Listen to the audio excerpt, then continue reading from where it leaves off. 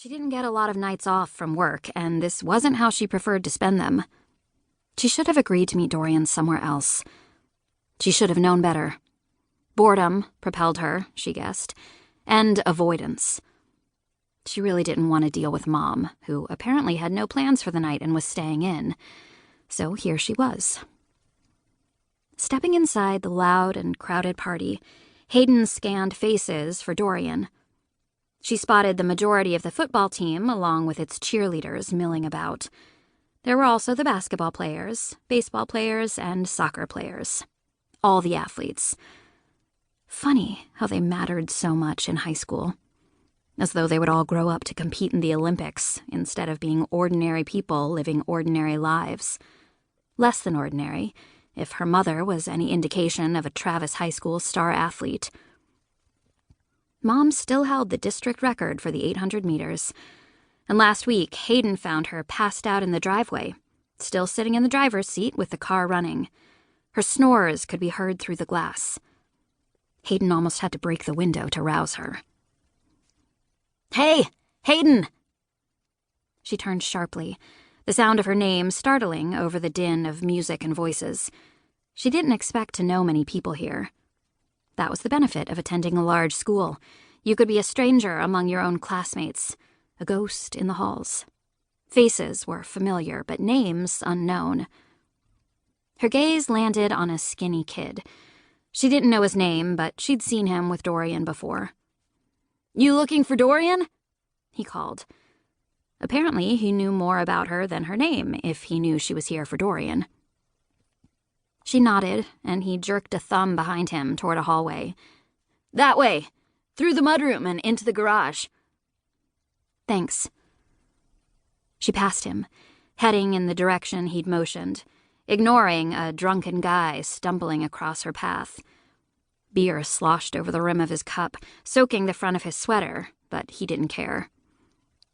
He stopped hard at the sight of her. "Hey, girl." His chest puffed out, drawing attention to the dark beer stain that resembled the shape of Florida. "You looking for me? You must be." He belched and gave a smile she knew he thought was seductive and not total ridiculousness. Sidestepping him, she debated whether to continue on to the mudroom. The night wasn't off to a great start. Except she'd come all this way, so she might as well let Dorian know she'd made the effort. She was almost to the mudroom when her phone started vibrating. Hayden paused and pulled it from her pocket, sighing when she read her mom's name. She could ignore her, but she would just keep calling. Or worse. Her mom might even get in her car and track her down using the app she'd installed on Hayden's phone. She'd done it before. Sharon loathed being ignored. "Hey, Mom." She couldn't hide the lack of enthusiasm in her voice.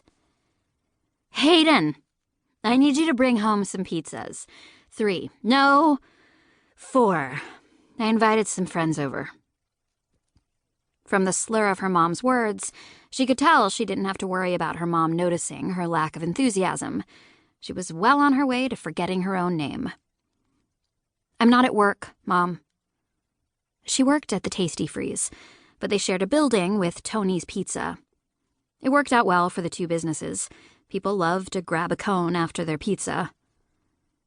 "Oh, well, so what? Swing by and get a few pepperonis." "Mom, I don't have any cash on me." "Oh, your boss likes you." "I don't get free food, Mom." She'd explained to her mother before that she didn't work at Tony's, and that even if she did, the manager there didn't give free food to employees either. "Look, I put a roof over your head, don't I?" Her voice turned shrill in her ear. "Pick up some pizzas, or there'll be hell to pay." There was always hell to pay, even when she did what her mom wanted. Of course, it wouldn't do any good to say something like that. Those were fighting words, and Sharon loved nothing more than a fight. Hayden closed her eyes. Just one more semester. Just one more semester. I'll do what I can.